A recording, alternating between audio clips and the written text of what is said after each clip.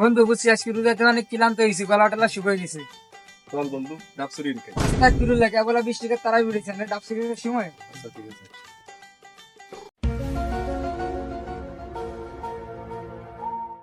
বন্ধু তুই 2 মিনিট ধর, আমি একটু আসতেছি।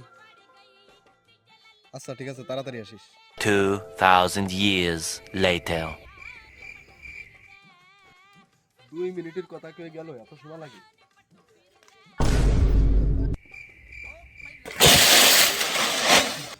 এই কি হলো?